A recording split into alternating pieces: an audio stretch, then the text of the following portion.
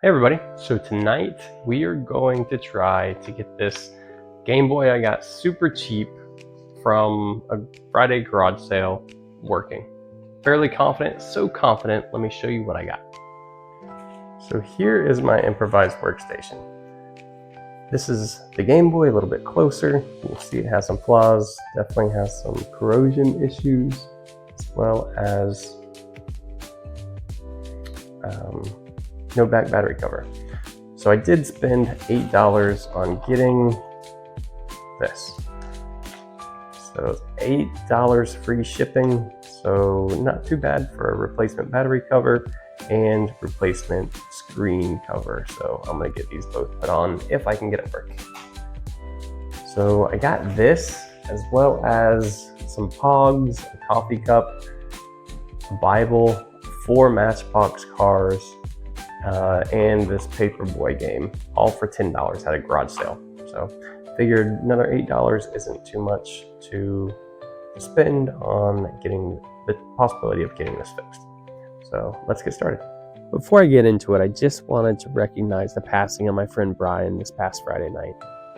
Brian was a great friend. I met him at a job that wasn't that great, but we stuck together. Castlevania was one of his favorite series, and every time I'd pick one of these up, I would text or call him and let him know. I'd hoped that we could get together and play some one Friday night, but it never happened. Here's a clip from him in one of our past videos. My one purchase, $10 Star Tropics. Stayed in budget actually for once. I'll donate blows, but it's special because this guy. Hey guys.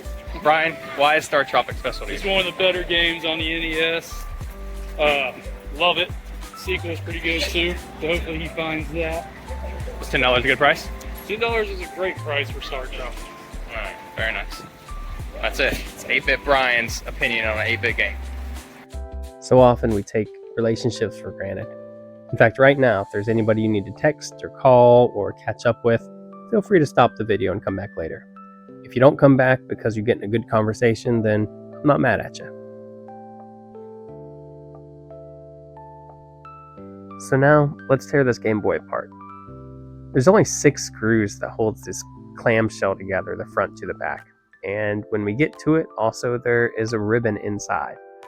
It's not too hard to get it all apart. It's actually pretty surprising. I don't mind working on these older consoles or handhelds, but anything newer than a Nintendo 64 or GameCube adds a whole lot of complexity that I don't want to deal with. So let's get in here and see what it looks like.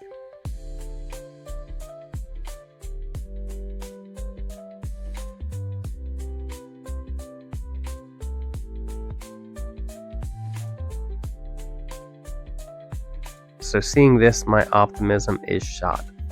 I had a Game Boy Color I picked up one time really cheap that looked very similar to this. I spent time and never got it fixed. But let's look at this front, because I might have a plan B that will make this Game Boy just as useful.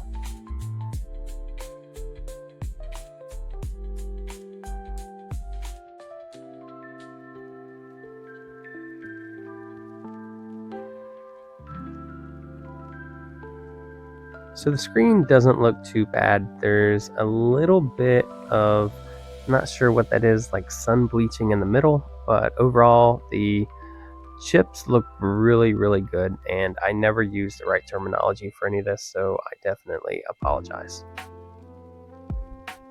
When I'm relatively self-taught, I tend to make up my own definitions. Here's that Paperboy. Let's get this cleaned up because I want to show you something.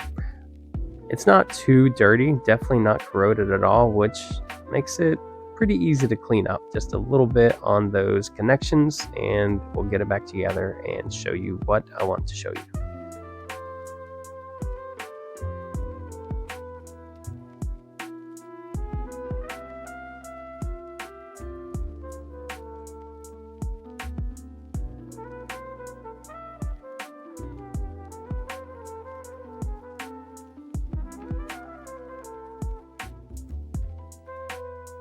Here's another friendly reminder to never store any of these handhelds or anything with batteries in it. If you can see this screen on this black Game Boy, there are pixels that are messed up on the bottom and on the right. So I'm going to see if that new screen from the other Game Boy can be replaced in here.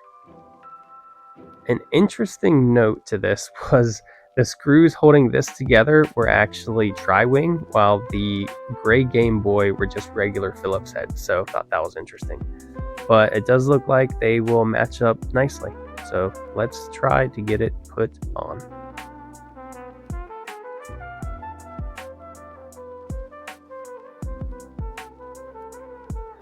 It's going to feel like it's grabbing a little bit even with the screws out because there's adhesive on the front of this around the screen.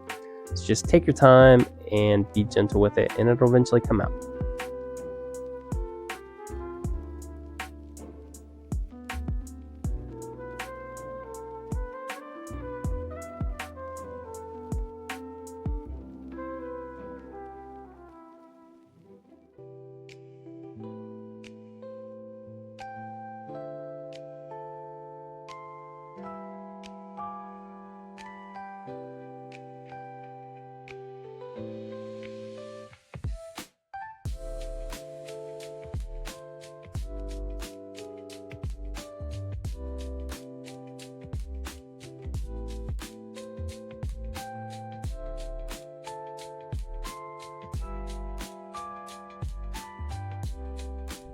So it looks like the screen works and all the pixels are working well.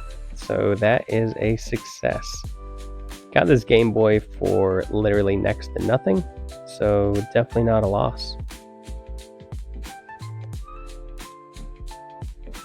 And as I peeled back a little bit of this, it just got worse and worse as I looked. So I don't think there's much I can do to save this chip. But we'll save this casing. Let's see if we can find one in the future. And also save these for a future job as well.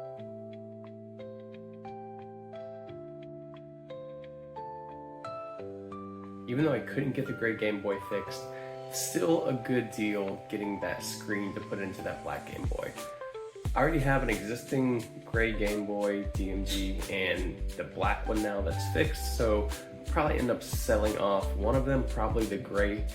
I'm gonna keep the housing for the one that doesn't work, so maybe one day I'll find one that has good motherboards, but just the housing is messed up, but I can find it cheap. And I really want to encourage you again, if there's anybody that you haven't talked to in a while, don't take those relationships for granted. Talk to them, call them up, hang out with them, make some time. A lot of times our schedules seem really busy, but there's room in there to hang out with the people we love and we want to be with. So I appreciate all you watching this video, staying with me, supporting my channel, supporting me, and I will see you next video. If you have anything for me until then, throw them in the comments. For all this, Brian, one last question. What's up? When are you bringing back your YouTube channel?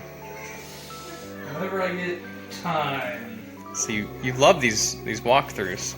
Yeah. You need to bring them back, man. I'll work on it.